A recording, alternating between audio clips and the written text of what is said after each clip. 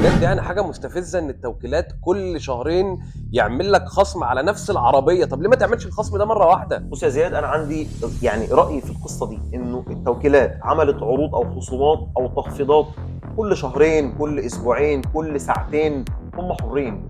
انما ده لا يزعلك ولا يزعل الناس في حاجه، ولا يضايقك ولا يضايق الناس في حاجه.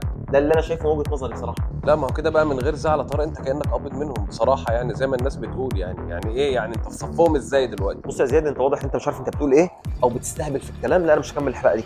لا مش هكمل. طروق ازيك عامل ايه؟ اخبارك يا زيزو؟ الحمد لله كله تمام الله والله. يخليك يا حبيبي. دلوقتي انت شايف سوق العربيات والمهازل اللي بتحصل فيه، مظبوط. اسعار طالعه نازله، خصومات، مش عارف ايه الحاجات الكتير دي. صحيح.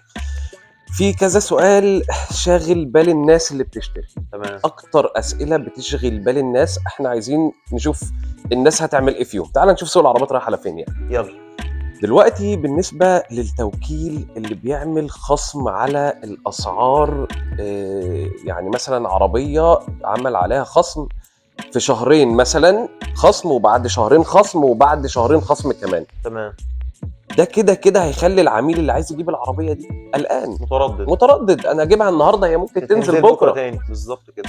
فبالنسبه للعميل ده بقى عايزين نقول له كلمه كده، يطمنه يا يتاجله يا اما يشتري. انت شايف ايه؟ والله بص، اللي ملوش قلب ما يشتريش. اللي انا شايفه دلوقتي في السوق في الوضع الحالي كويس. بالاسعار، باللخبطه اللي حاصله، زي ما انت بتقول، توكيل ينزل النهارده سعر بعد شهرين ينزل اكتر.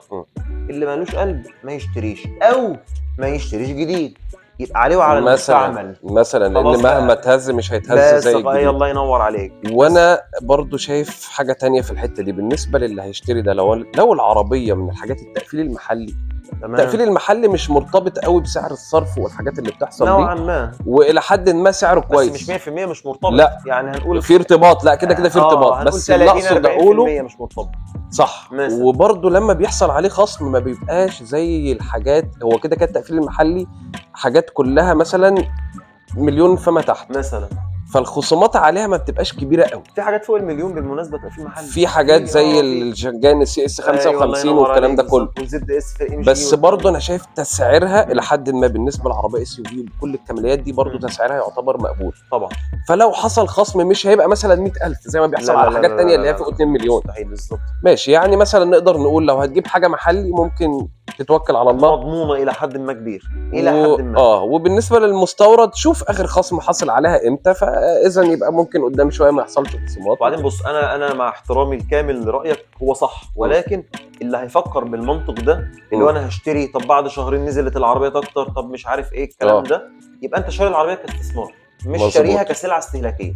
يبقى انت راجل اخترت تحط كانها تجاره وخسرت معاك، انما هي لو سلعه استهلاكيه انا جايب العربيه اتبسط بيها، اسافر اروح خلاص ما تركزش قوي في الموضوع نزلت ده. 20 30 وبرضه في حاجه، ما هو انت برضه لو مثلا العربيه نزلت 100,000 مثلا انت لو جيت تبيع عشان تجيب عربيه ثانيه، ما هو العربيه الثانيه اللي هتجيبها برضه نزلت معاك 100,000، هي بقت نفس الحكايه يعني. مظبوط. طيب سعر الصرف دلوقتي هو بقاله فتره ثابتين في حته ال 48 47 وكسور. طيب احنا مثلا هو بقاله فتره كبيره كذا شهر ثابت على 48. صح.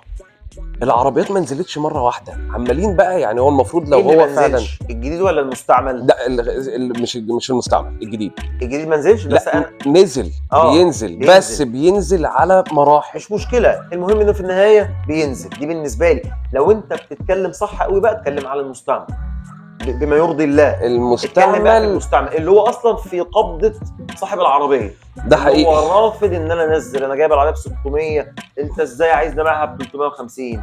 يا باشا هو انت غصب عنك هتبيع 350، هتبيع، بس انت سعرك بقى قريب من الجديد اصلا. انت مستوعب انت بتتكلم في ايه؟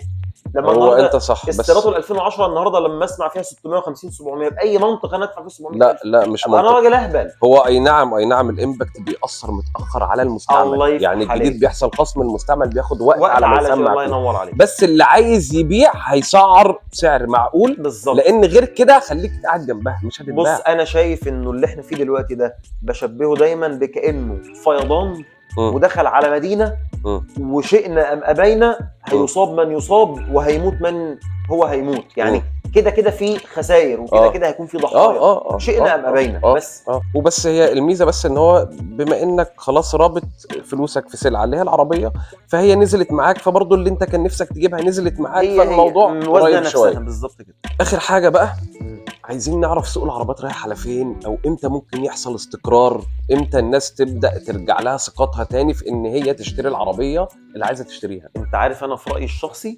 يعني هو مجرد بقى سميه تكهن، سميه توقع، ايا كان، انا شايف وجهه نظري ان شهر 6 2026 هيكون يعني بنسميها ايه، اكثر الفترات رخاء في سوق السيارات. يعني هنتكلم في 6 شهور من دلوقتي، 6 شهور بالظبط. 6 شهور هيكون سوق الجديد ظبط نفسه، سوق المستعمل ظبط نفسه غصب عن عين الناس او الملاك. على ما الامباكت دي وجهه يأثر نظري فيه. انا الشخصيه. لكن لو انت برضو بتسالني عن ارتفاع او انخفاض، انا اتوقع انه لن يحدث ارتفاع باي شكل من الاشكال.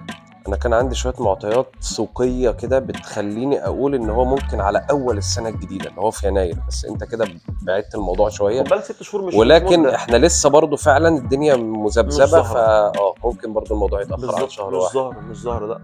ان انا النهارده اتوقع ده مثلا يحصل في خلال اسبوعين 3 من تقريبا.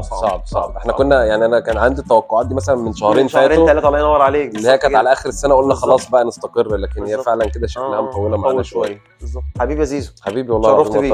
انا اكتر والله العظيم. حبيبي يا اخويا. حبيبي ايش يا اخويا.